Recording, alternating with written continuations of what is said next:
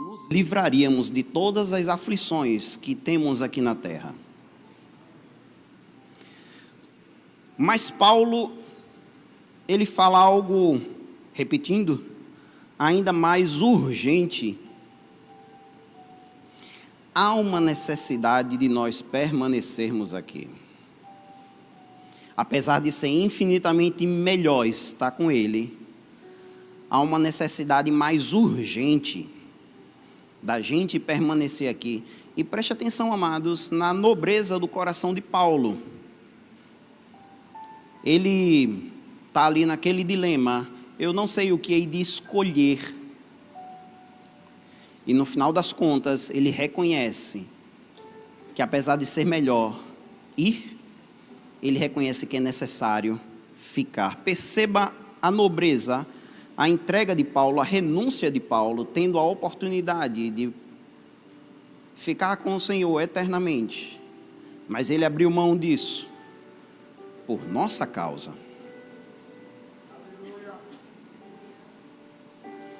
Eu não sei se alguém aqui terá essa oportunidade que Paulo teve de poder estar diante de uma escolha dessa e poder fazer uma escolha desse tipo. Bom, agora está nas minhas mãos poder escolher de finalmente morrer, de entregar a minha carreira para Deus ou de não permanecer ainda aqui na terra para gerar mais frutos para Ele. Eu não sei quem aqui terá essa oportunidade, mas pensa bem. Lembra de Paulo. Paulo, ele teve essa oportunidade, ele decidiu ficar.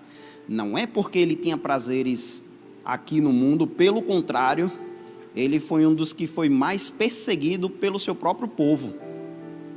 Ele foi apedrejado, chicoteado. Você já ouviu toda essa história do que Paulo foi. Mas ele disse, mesmo assim, por vossa causa, igreja, eu decido ficar, eu prefiro ficar, porque isso vai gerar frutos para vocês. Não é porque Paulo queria uma coroa ainda maior, amados.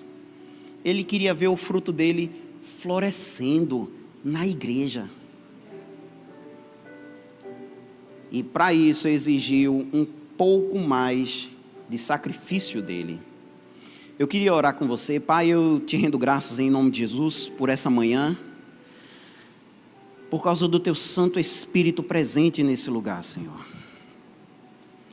Na verdade, o teu Santo Espírito é quem abre os nossos corações, que enche a nossa boca, para que possamos ouvir da forma correta, para que possamos falar aquilo que está no teu coração, Pai. Eu quero me colocar diante de Ti, Senhor, e minha oração, Pai, é que eu não atrapalhe o Teu Espírito acerca das coisas que o Senhor quer falar, Pai. Eu só quero ser um vaso cheio do Teu Espírito, não cheio de mim, não cheio de coisas, mas eu quero estar cheio, Senhor, de palavras que tragam libertação, Pai.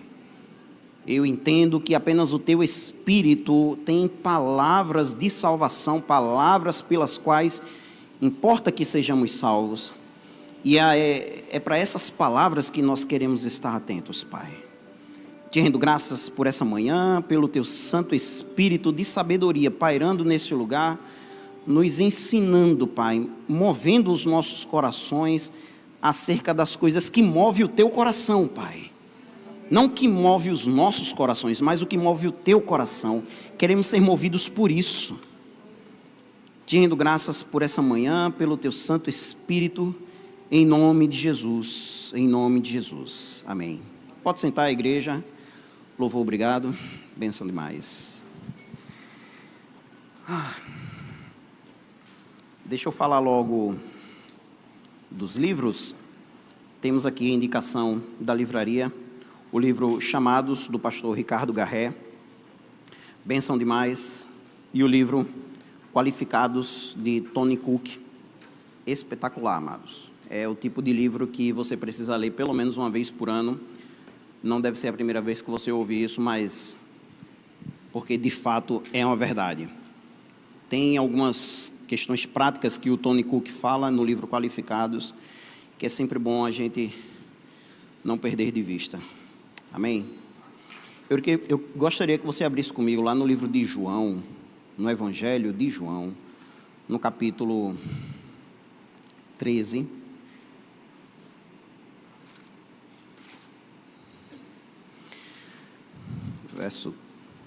A partir do verso 1 mesmo.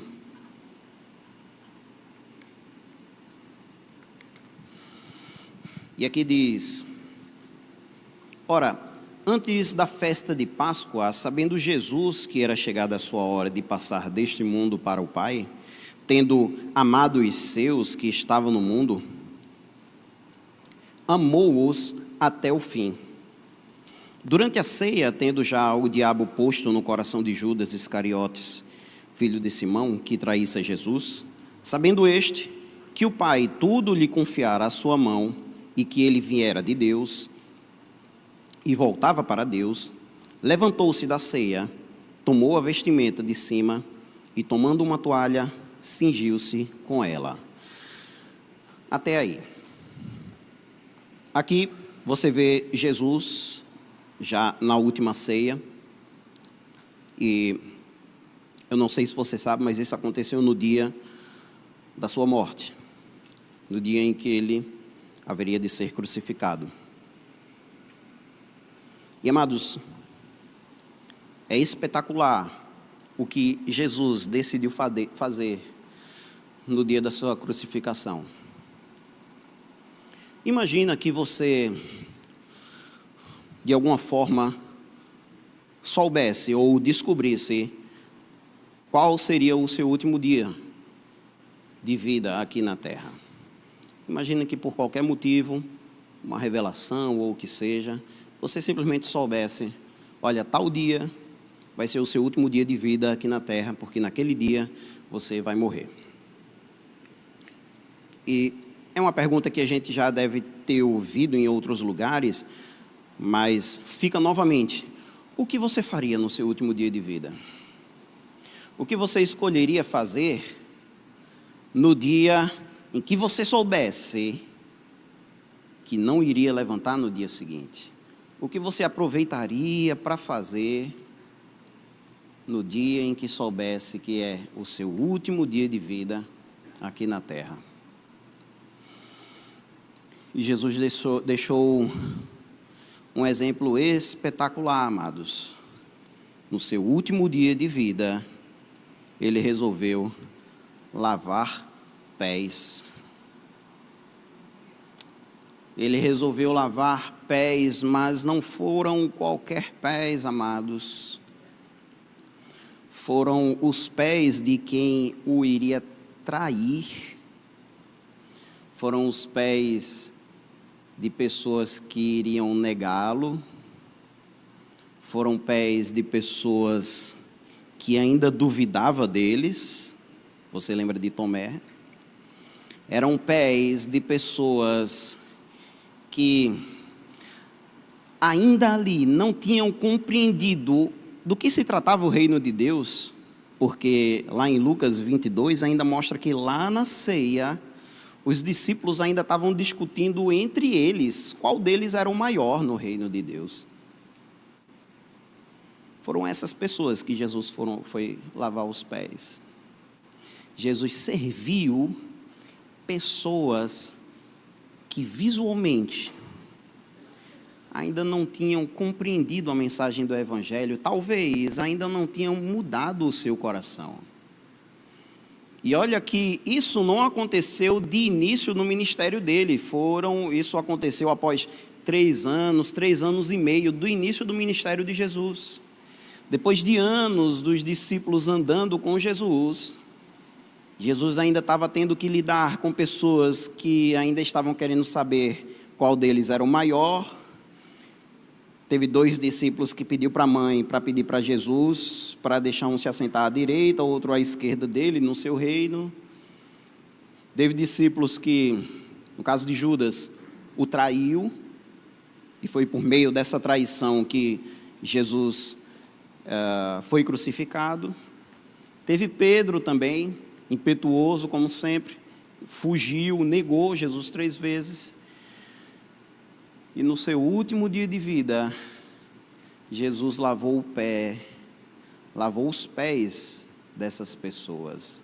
Não pareciam pessoas promissoras, não pareciam pessoas que visualmente poderíamos dizer: vocês estão prontos, agora vocês são dignos de que eu lave os pés de vocês. Pelo contrário, eles davam todos sinais. Na verdade, eles estavam dando frutos, ou seja, evidência do que estava por dentro. E isso é o que quer dizer fruto, é evidência do que está por dentro. Eles estavam dando frutos de que parecia que o negócio não tinha engrenado. Os sinais até ali davam a entender que quando Jesus morresse, a mensagem de Deus, de reconciliação de Deus para com o mundo, ou seja, o Evangelho, que iria ficar por ali mesmo.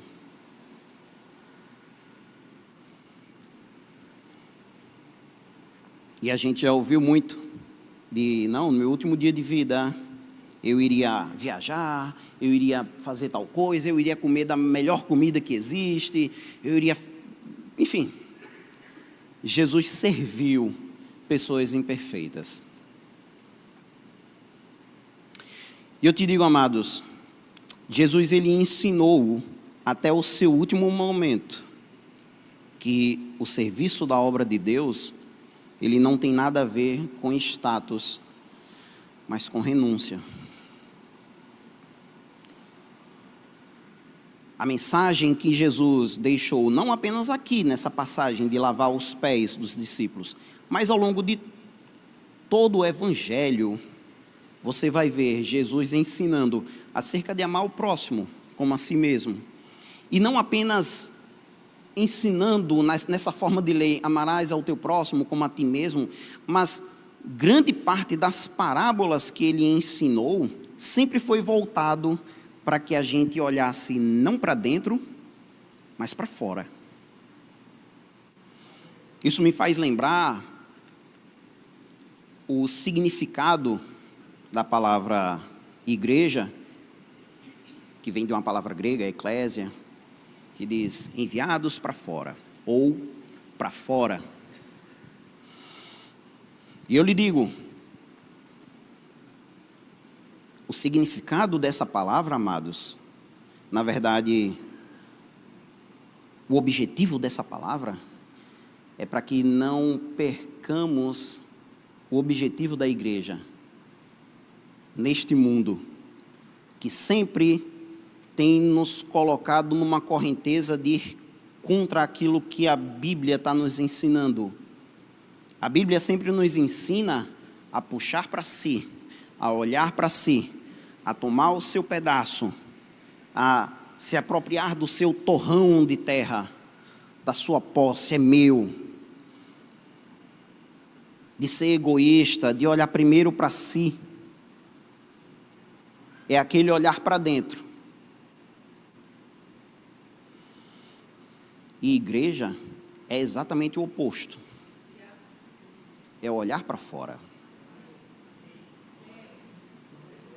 Então, quando somos colocados no papel de igreja aqui na terra, na verdade, nos é dada a tarefa de nadar contra a correnteza.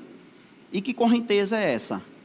É aquela que nos ensina que se você não juntar para você, vai faltar para você. Se você não juntar para a sua família, vai faltar para a sua família.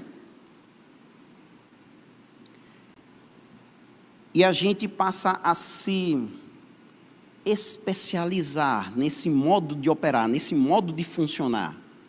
Primeiro meu, depois, se sobrar e se me der vontade, aí eu posso ajudar alguém que eu goste.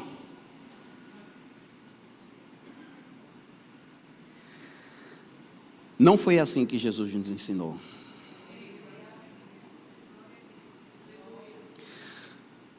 Certa vez, eu fui evangelizar numa rua ali por trás do Centro da Moda de Peixinhos. E ali por trás é uma área de mangue, que conforme a maré dá, né, e enche um pouco, a maré baixa, e tinha algumas palafitas, algumas casas. É um lugar muito, muito pobre. E eu não lembro se foi alguém que me chamou para ir, ou simplesmente a gente estava em dupla e acabou de chegar nessa casa. Eu não lembro, eu só lembro que a gente chegou lá, entrou na casa, só tinha um cômodo, não tinha divisões de quarto, sala, nada disso. Era um único vão.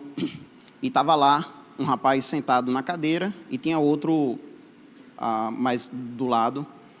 E esse que estava sentado, um que estava sentado, estava meio, parecia dopado, não sei o que era. E o outro que ainda falou alguma coisa, ele disse, olha, ele queria se suicidar.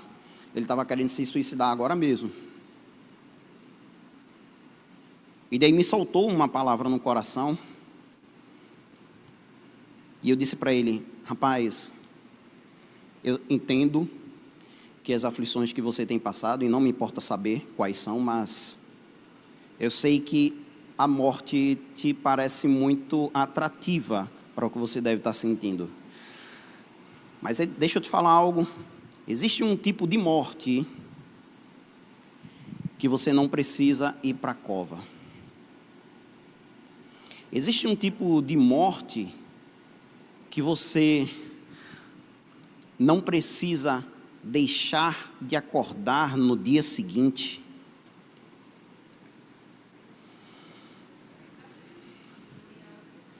É a morte em vida. E esse foi o chamamento que Jesus, todo momento, nos fez. Quando Ele nos ensina a nos negarmos a nós mesmos, quando Ele nos ensina a pegarmos a nossa cruz e o seguir, Ele está dizendo o seguinte, você só será útil para o meu Pai e para o Espírito Santo que haverá de vir, se vocês estiverem mortos para vocês próprios. Eu não iria passar isso agora, mas eu vou passar já para que você entenda. Davi, coloca aqui, por gentileza. Só para você entender as questões. Você já deve ter ouvido, mas não tem problema de passar novamente. O homem, ele é uma criatura dotada de 3 dimensões. Você já ouviu isso? Ele habita num corpo. Ele possui uma alma. Mas o homem de verdade, ele é um espírito. Mas existe ainda uma outra dimensão, que essa não é uma dimensão natural. O homem, ele não foi criado com a dimensão do pecado. Ou quando a gente fala de carnalidade ou da morte. Então, quando a gente fala que alguém está na carne, a gente diz respeito a alguém que anda segundo os seus desejos carnais, que anda segundo a sua vontade. Essa é uma pessoa que, embora esteja viva, andando por aí, conversando, rindo, se divertindo, ela simplesmente não abre mão de seus desejos e vontades. Eu coloquei dessa forma aqui para representar que essa dimensão, essa natureza pecaminosa, ela se manifesta como que uma contaminação, só para você entender visualmente. Isso não foi criado e colocado no homem. O homem simplesmente admitiu isso no momento em que ele pecou. Fora essas 2 dimensões, corpo e alma, existe a dimensão espírito. E aqui é o que realmente traduz a natureza do homem. O homem, quando ele não nasce de novo, ou o homem morto espiritualmente, ele também tem um espírito. Mas esse espírito não tem conexão com Deus. Isso é o que diferencia quem fez aliança com o Senhor e aqueles que não fizeram aliança com o Senhor. Não é aqueles que não fizeram aliança, eles não têm um espírito. É apenas um corpo e uma alma e impurezas do pecado. Não, não, não, não. O homem caído, ele também tem um espírito. Ele só não tem conexão com o divino, não tem conexão com Deus. Ele é alheio às vontades de Deus. Ele não consegue ouvir o que o Espírito Santo tem de melhor para a vida dele. porque aquela conexão entre o seu espírito e Deus foi cortada lá no Éden. Foi o que Deus falou lá para Adão: você não pode comer dessa árvore, porque no dia em que dela você comer, você vai morrer. E esse morrer, Deus se referiu tanto ao aspecto espiritual, em ter essa conexão com Deus cortada no seu espírito, e obviamente, por conta do pecado, esse pecado traria a morte. Essa natureza carnal, amados, apesar do nome carnal, ela não se manifesta apenas na carne, tá? Ela se manifesta na alma também, ou na mente. E o que é a mente? Qual a diferença de mente e espírito? Mente é o nosso centro de controle, as nossas emoções, as nossas vontades. É como se você pensasse, se o nosso corpo fosse um computador, a máquina computador, a mente seria o software que roda nele. Então você vai ter softwares para escrever, para digitar, para pensar, para raciocinar, para buscar, tudo mais. Então, nossa mente, fazendo essa comparação, é quem dá o controle para esse corpo, em termos de emoção, de raciocínio e tudo mais. Ele também é contaminado pelo pecado. E, tendo colocado isso aqui, existe uma passagem lá em Romanos que eu acredito que vai ser interessante colocar aqui na igreja, só para que você entenda. Paulo falou lá em Romanos 7, e a gente vai ver isso na NVI. Não precisa colocar, porque eu já digitei aqui, até para você acompanhar o raciocínio. Paulo, quando ele fala lá, eu já não sei o que hei de fazer, porque o bem que eu quero fazer, isso não faço. Essa passagem aí, Paulo, na verdade, ele está passando por um dilema, um conflito por dentro. Eram essas duas naturezas, a natureza dele conectada com Deus, a natureza renascida com a sua natureza do pecado. Ali, essas duas estavam em conflito. E aqui, só para você acompanhar o raciocínio, o que logo em seguida tiver marcado de vermelho é a natureza do velho homem, a natureza pecaminosa, falando, e o que tiver de verde é a natureza do novo homem, é o Espírito falando. Ok? Compreendeu aqui? Então vamos começar. Romanos 7, a partir do verso 14. E ele fala: sabemos que a lei é espiritual. Eu, contudo, não o sou, pois fui vendido como escravo ao pecado. Isso é Paulo falando. 15. Não entendo o que faço, pois não faço o que desejo. Ou seja, a minha natureza recriada deseja fazer algumas coisas. E ele diz: não faço o que eu desejo, mas o que eu odeio. E se faço o que não desejo, o velho homem falando, agora o novo homem fala, admito que a lei é boa. Só quem pode admitir, ele está falando da lei de Moisés. A lei de Moisés, pouco antes ele tinha falado que a lei havia sido necessária. Ela veio para avultar, ou seja, para deixar grande, aumentar a representação do pecado diante do homem. E a lei, embora ela fosse falha, ela não era má. Está tudo lá no livro de Romanos. E ele diz: eu admito que a lei é boa. A minha natureza de novo homem reconhece que a lei é boa. E embora eu queira fazer algo, eu odeio isso que eu não quero fazer. Eu quero fazer alguma coisa, mas eu odeio isso que eu faço. Verso 17. Nesse caso, não sou mais eu quem o faz, mas o pecado que habita em mim. Sei que nada de bom habita em mim, isto é, em minha carne. Mas, porque eu tenho desejo, na verdade, ponto, né? Porque tenho desejo de fazer o que é bom. A natureza boa de Paulo, a natureza recriada, renascida em Deus. Mas não consigo realizá-lo. Paulo está falando de coisas aqui que você compreende muito bem na prática. Talvez não consiga colocar em palavras, mas todo dia nós somos colocados diante desse dilema. A gente sabe o que é o certo para fazer, mas a gente não consegue.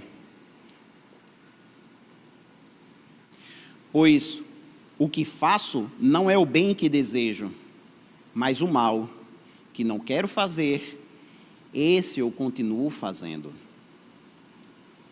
Ora, se faço o que não quero, já não sou eu quem faz, a natureza recriada de Paulo, não é ele quem faz, mas o pecado que habita em mim. Lembra lá do bonequinho?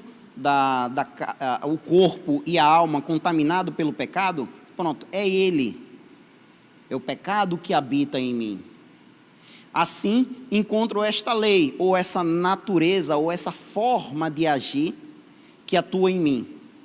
Quando quero fazer o bem, o mal está junto a mim.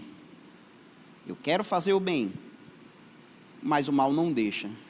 Ou o mal me manda fazer outra coisa. E esse mal, que na televisão, nos desenhos, aparece como aquele diabinho, fala, não, faz assim, assim, assim. Na verdade, ele está ainda mais junto do que cochichando no ouvido.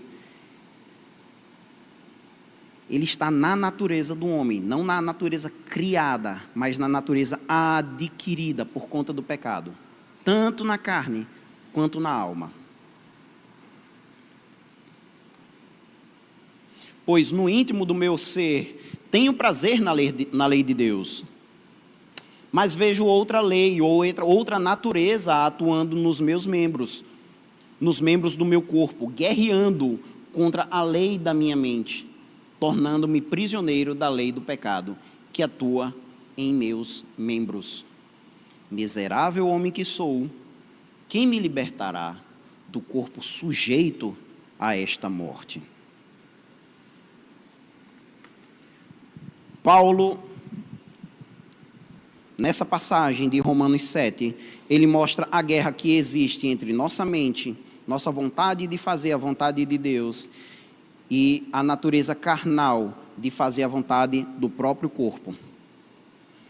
Mas, abra lá em Filipenses, e nós vamos ler novamente, Filipenses 1.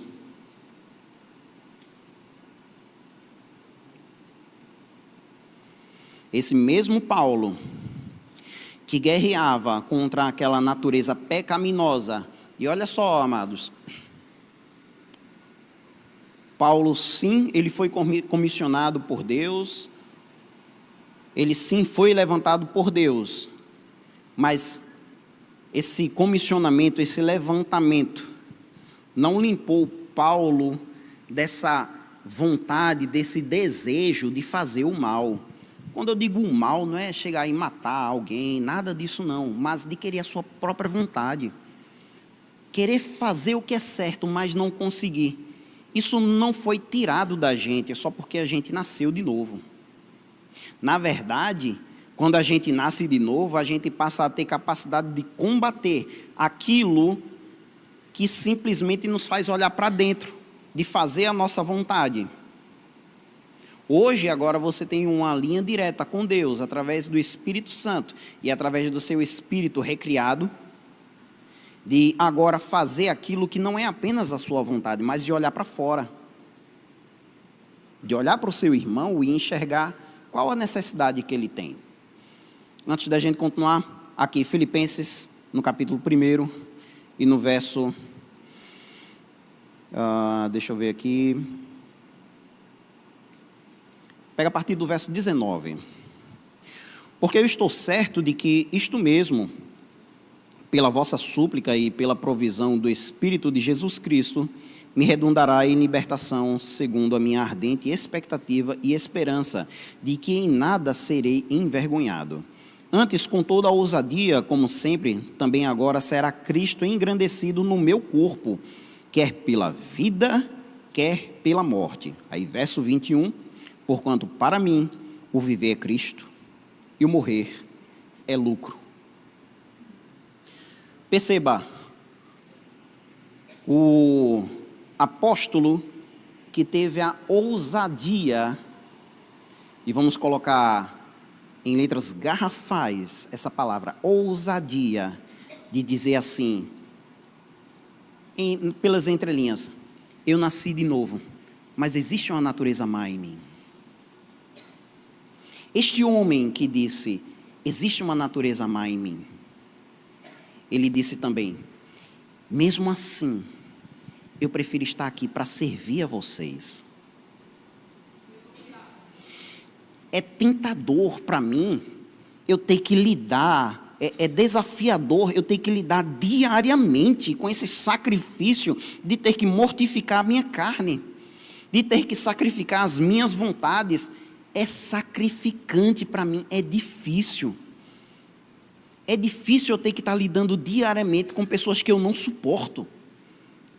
Não é fácil para mim eu ter que lidar com o meu caráter explosivo, com o meu caráter vingativo, com o meu caráter de querer vingança. Eu sei que isso é errado. E é difícil para mim, dia após dia, ter que estar lidando com isso, tendo que ter o cuidado de não pecar contra Deus. O homem que reconheceu que tinha uma natureza pecaminosa nele, ele também disse: mesmo assim eu prefiro ficar para servir vocês.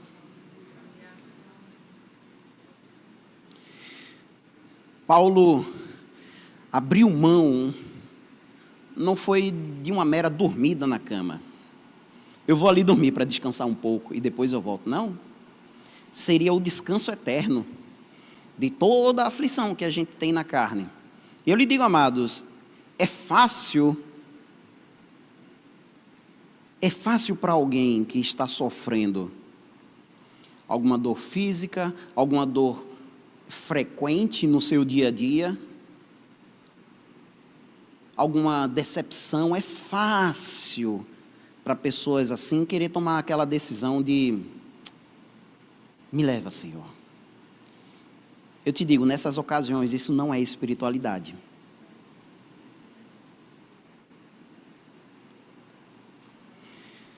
Me leva, Senhor, me leva para os teus braços, eu quero te adorar para o resto da eternidade.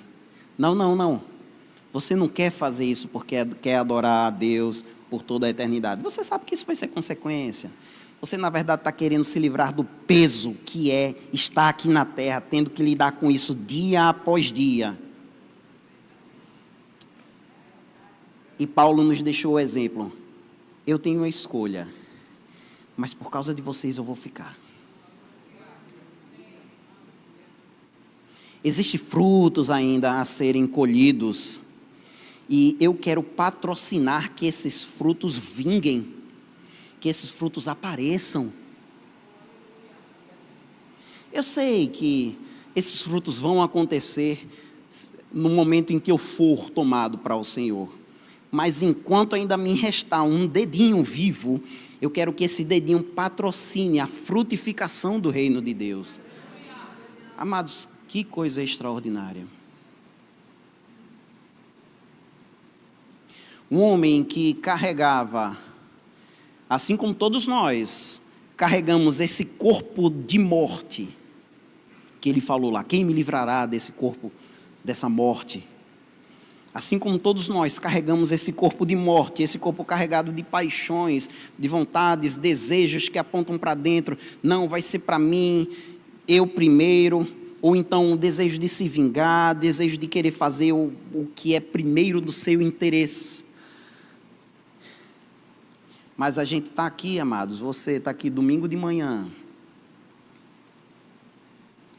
Você bem sabe que abriu mão de certas coisas não foram necessariamente sacrifícios. Na grande maioria das vezes a gente vem para a igreja no domingo de manhã, feito você está aqui agora. Na maioria das vezes, você não está fazendo aquele grande sacrifício. Mas você está aqui, e graças a Deus por isso. Você está aqui, você agora pode ouvir que você não está sozinho. Existem pessoas igual a você, que também sente esse peso do corpo. Eu sei que você quer se livrar dele, mas olha, você tem frutos ainda a dar. Jesus, certo momento, lá em Mateus 5, ele diz: vós sois o sal da terra. Mais embaixo ele diz: vós sois a luz do mundo. Mas aí, falando sobre o sal, ele diz, abra lá, Eu quero ler junto com você. Mateus 5.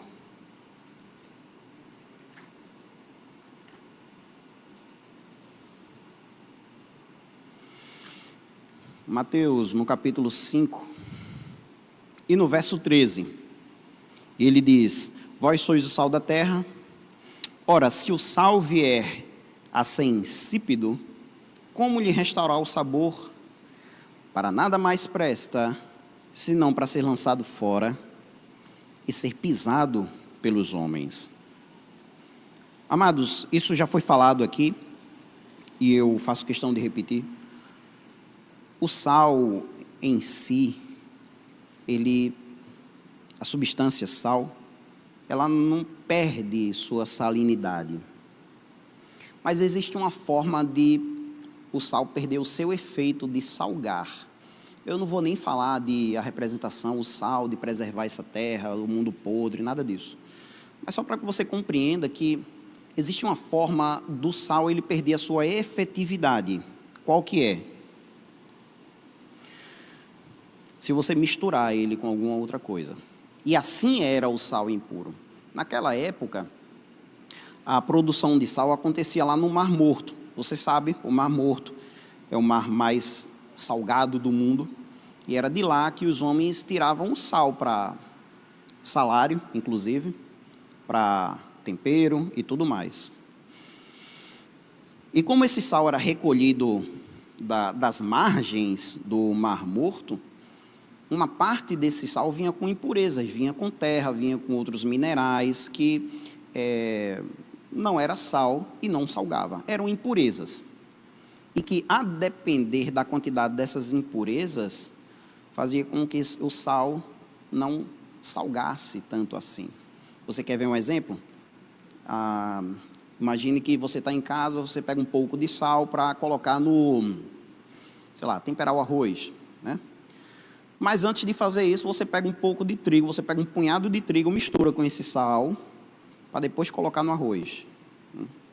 Essa mistura já não é mais sal, essa mistura não será mais tão salgada, não terá o mesmo efeito que teria se fosse apenas sal puro. Então, quando Jesus ele fala aqui de se o sal vier a ser insípido, como lhe restaurar o sabor? O que é que torna o sal insípido? É a mistura, é a contaminação. É você pegar algo puro, que tem o objetivo de salgar, de preservar, de temperar, e você misturar algo ali, você estará tirando o efeito do sal. Repito, fomos colocados aqui como sal da terra, amados. E o que é que tira o nosso sabor? É a gente se misturar com as coisas daqui da terra. É a gente se deixar levar pelas nossas paixões, por aquilo que aquela natureza pecaminosa atiça na gente. Tudo isso dilui esse sal. Para que vai servir um sal assim? Para ser jogado fora e ser pisado pelos homens.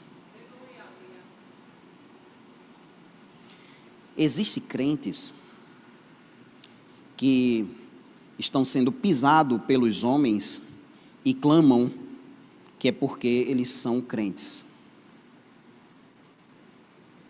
Pense duas vezes, amado. Pessoas assim podem estar sendo pisadas porque perdeu o sabor. E por acaso estão frequentando uma igreja.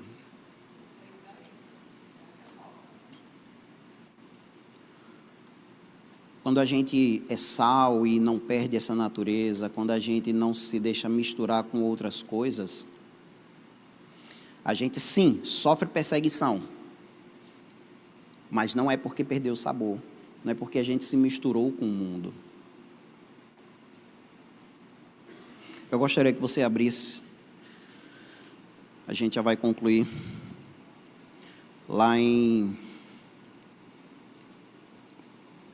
abra lá em Romanos, no capítulo 6. Eu creio que a gente vai terminar com isso. Romanos, no capítulo 6.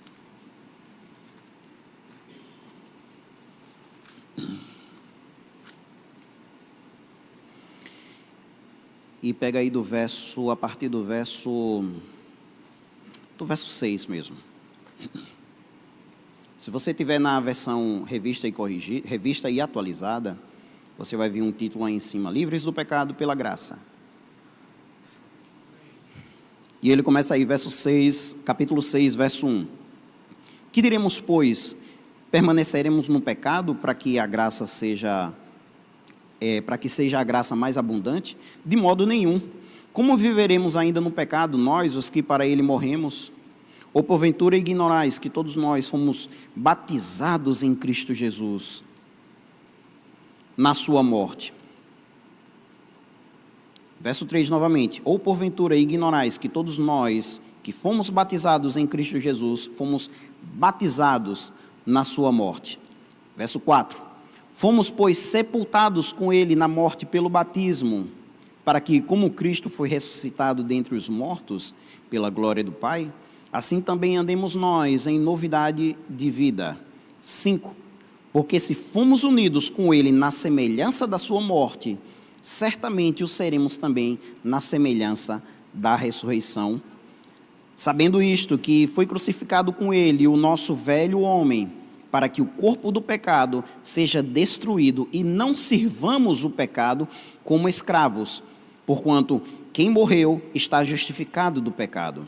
Ora, se já morremos com Cristo, cremos que também com ele viveremos. Até aqui.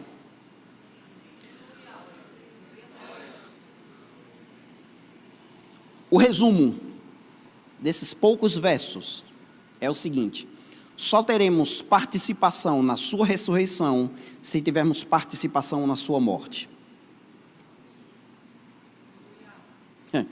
Como algum colega meu já falou assim, todo mundo quer, Todo mundo quer ir para o céu, mas ninguém quer morrer.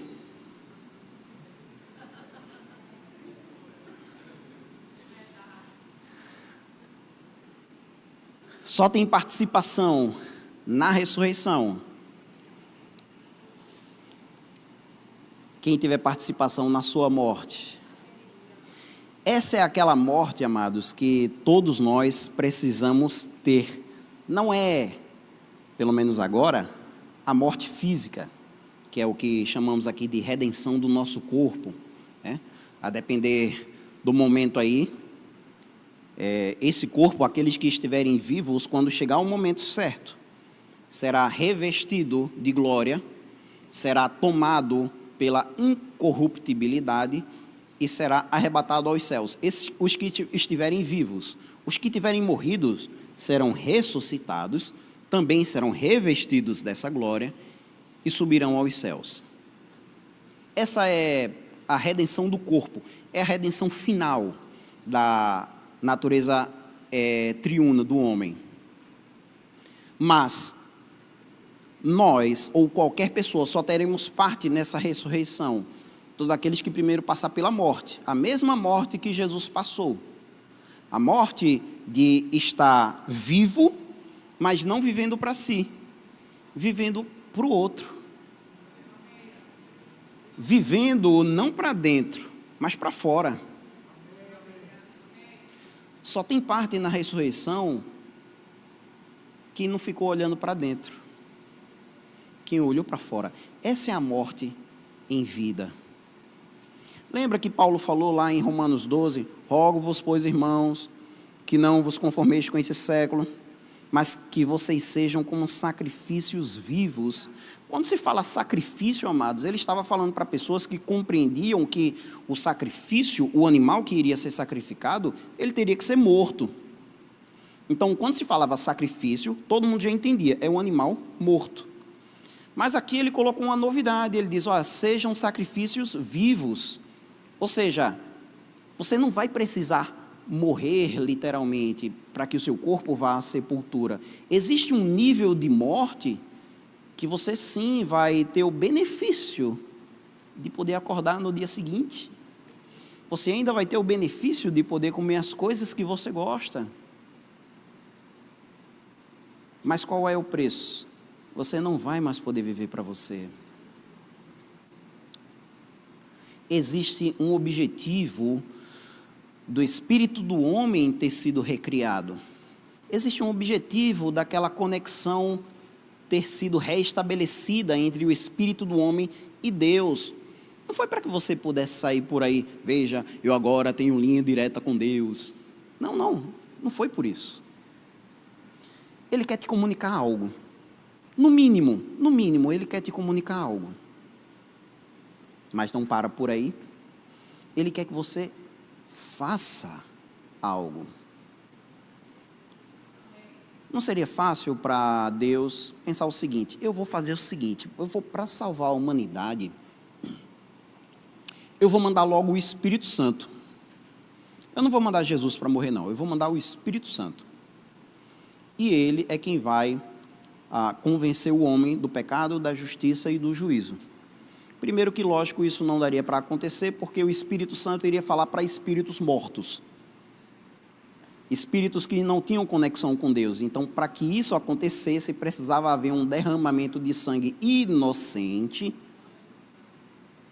para que aqueles que aceitassem esse sacrifício pudessem ter a sua conexão restabelecida com Deus. Agora sim, agora com o Espírito conectado com Deus, o Espírito Santo vai poder te falar algumas coisas que Deus quer que você faça. Nós estamos aqui, amados, sendo continuação de Jesus na terra. E eu não sei se você sabe, eu não sei se eu já disse isso aqui, mas Jesus não veio fazer a vontade dele aqui. Ele veio fazer a vontade do Pai. Mas para que vai servir o sal se ele perder o sabor? Para que vai servir o nosso corpo se não for útil para Deus? Para que vai servir aquela figueira se não der fruto?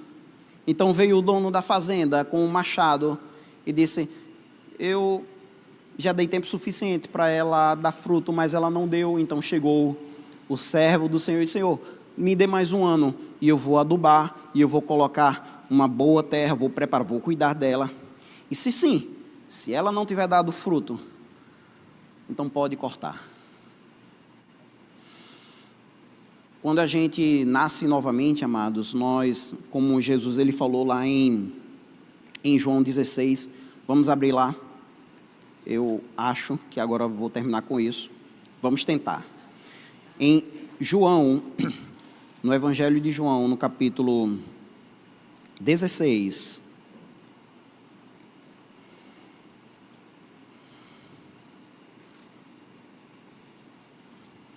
deixa eu ver um lugar bom para a gente iniciar aqui.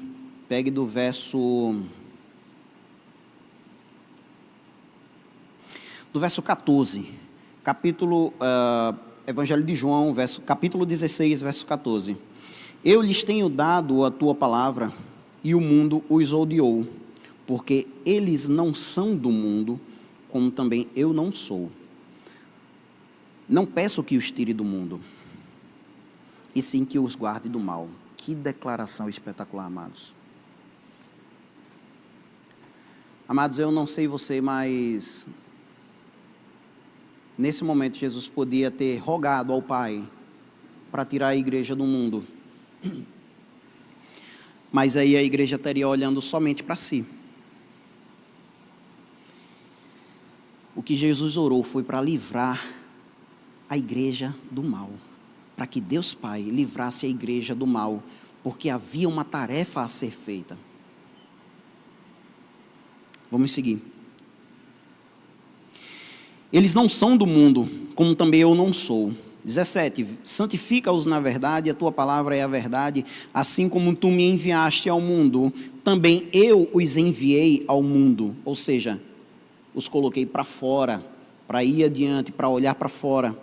E a favor deles eu me santifico a mim mesmo, para que eles também sejam santificados na verdade. Agora preste atenção, verso 20. Não rogo somente por estes, mas por também aqueles que vierem a crer em mim por intermédio da tua palavra.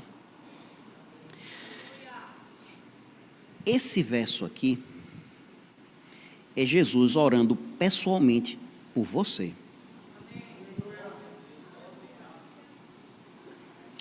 Quantos aqui gostariam de receber a oração de Jesus? Eu. Antes de você querer, antes de você decidir querer, antes de você nascer, antes de seus pais, avós nascerem, Jesus já tinha deixado uma oração feita por você.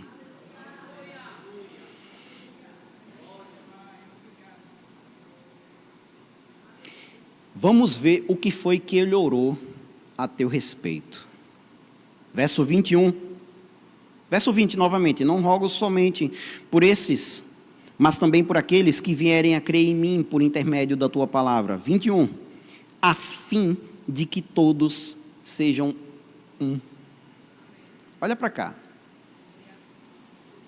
Jesus poderia ter orado por poder sobre a igreja, orado por o que fosse, por perseverança na igreja, para que eles fossem efetivos na execução da tua obra.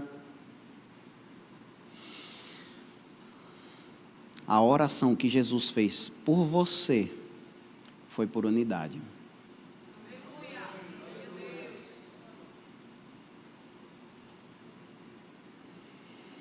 Se você pudesse, Jesus, deixa eu escolher uma oração para que o Senhor faça, coloca a mão na minha cabeça aqui e ora por mim para que eu tenha mais força de vontade para cumprir a vontade de Deus. Ora por mim para que eu tenha mais poder, para que eu faça com mais poder a tua obra e tudo mais. Não, não. Jesus orou por unidade. Um pouco antes, ele ainda tinha orado para que Deus nos guardasse do mal. Isso aqui é uma repetição, amados, lá do modelo de oração do Pai Nosso. Lembra lá? Pai nosso que estás no céu, santificado seja o teu nome. Venha o teu reino, seja feita a tua vontade, assim na terra como no céu. O pão nosso de cada dia nos dá hoje. Perdoa as nossas ofensas, assim como perdoamos aqueles que nos ofendem. Não nos deixa cair em tentação, mas livra-nos do mal.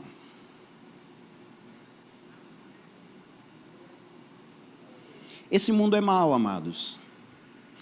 E não há nada que possamos fazer pelas nossas forças que nos consiga afastar-nos do mal, desse mal a que Jesus se referiu. Dependemos que Deus nos guarde do mal. Dependemos dEle. Mas para quê? Para que a gente se torne um sal insípido? Me livre do mal, Senhor, porque eu quero poder viajar ano que vem. E não há nada de mal nisso. Mas eu peguei a questão da viagem para exemplificar da gente estar buscando apenas a nossa vontade, apenas os nossos desejos, apenas aquilo que nos diz respeito. O nos livrar do mal, amados, ele tem um objetivo de nos manter vivos, tanto quanto seja necessário, para que o nosso fruto floresça, para que o nosso fruto seja eficiente em alcançar o mundo. Chamados para fora, amados, e não para dentro. A gente, hoje, vivemos na era da dopamina. Você certamente já ouviu falar nisso. Dopamina é uma substância produzida pelo nosso cérebro, uma substância natural. Ela não é demoníaca, não foi o diabo quem colocou lá. Ela tem um objetivo de estar lá. Mas qual o problema com dopamina hoje? A gente se viciou nela. De que formas a gente se vicia em dopamina? Dando só um exemplo? Só um exemplo. Redes sociais. E está direto lá. Está o feijão cozinhando e você está lá. Passa. O feijão queimou, mas você está lá. E você vem para a igreja, está na hora da palavra e você está lá. Está na hora do louvor, você está lá. E não é apenas rede social. A rede social é o exemplo mais próximo da gente, porque todo mundo hoje tem um celular. E se você tem um celular, 99% das vezes você tem uma rede social e você está lá, e quando vê, já é 6 da noite, quando vê, já é sexta-feira, quando vê, já é dezembro, e sua vida foi se dopar de dopamina, olhando não mais para fora, para dentro.